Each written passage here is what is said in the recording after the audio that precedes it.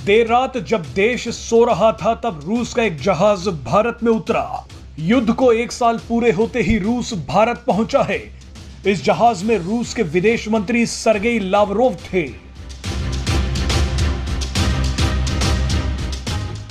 रूसी विदेश मंत्री के भारत में कदम रखते ही यह तय हो गया कि आने वाले दिनों में भारत में कई कूटनीतिक आतिशबाजियां होने वाली हैं। G20 सम्मेलन की पहली बड़ी बैठक के लिए बड़े बड़े देशों के विदेश मंत्री भारत पहुंच रहे हैं। इस बैठक से पहले कई ऐसे ऐलान हुए हैं जो आपको हैरान कर देंगे।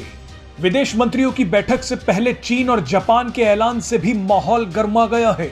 आने वाले कुछ दिन भारत के साथ साथ दुनिया के लिए बेहद महत्वपूर्ण होने वाले हैं, क्योंकि ये भारत के लिए एक बड़ी कूटनीतिक परीक्षा होने वाली है। आपको बता दें कि 1 और 2 मार्च को भारत में G20 देशों के विदेश मंत्रियों की बैठक हो रही है। इस बैठक में कई पश्चिमी देश रूस का इंतजार कर रहे हैं ताकि वो उस पर हमला कर सकें, और इसी बैठक में अमेरिका और चीन भी आमने सामने होंगे, जो जासूसी गुब्बारे को लेकर एक दूसरे से भिड़ चुके हैं।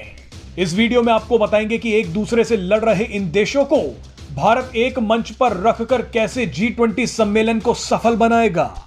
आपको बता दें कि G20 देशों के विदेश मंत्रियों की यह बैठक तय कर देगी कि इन सभी देशों के राष्ट्राध्यक्षों की बातचीत का एजेंडा क्या होने वाला है, क्योंकि विदेश मंत्रियों की बैठक के बाद इन सभी देशों के प्रधानमंत्री और राष्ट्रपति एक दूसरे से मिलेंगे।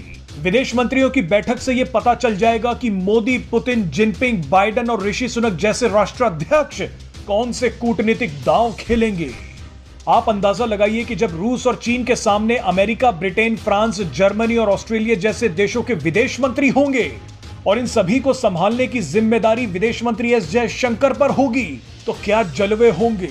पूरा देश देखना चाहता है कि कैसे विदेश मंत्री एस जयशंकर G20 सम्मेलन को इन सभी देशों का जंग का अखाड़ा बनने से रोकेंगे। पश्चिमी देश चाहते हैं कि इस G20 सम्मेलन में भारत समेत दुनिया रूस का विरोध करे। फ्रांस ने तो ये तक कह दिया है कि अगर भारत रूस की निंदा नहीं करेगा तो वो G20 बैठक के घोषणा पत्र पर हस्ताक्षर ही नहीं करेगा। जापान ने भी अचानक बोल दिया है कि वो विदेश मंत्रियों की बैठक में शामिल नहीं हो पाएगा। अब इसके पीछे क्या कारण है ये अभी तक साफ नहीं है। अब बयानों के इस जाल में विदेश मंत्री एस जयशंकर को ही रास्ता निकालना है। रूस ने G20 सम्मेलन शुरू होने से पहले ही कह दिया है कि पश्चिमी देश भारत में मंच का दुरुपयोग कर सकते हैं। रूस ने कहा है कि इस सम्मेलन में व्यापार, जलवायु परिवर्तन, विकास और कृषि जैसे मुद्दों को ही उठाना चाहिए, लेकिन पश्चिमी देश इस सम्मेलन को यूक्रेन की तरफ मोड़ना चाहते हैं। रूस ने कहा है कि पश्चिमी देश भारत पर भी दबाव बना रहे हैं कि वो रूस का विरोध करे। वैसे आपको बता दें कि भारत में हो रहे G20 सम्मेलन में रूस और यूक्रेन युद्ध के अलावा अमेरिका और चीन का विवाद भी हावी हो सकता है।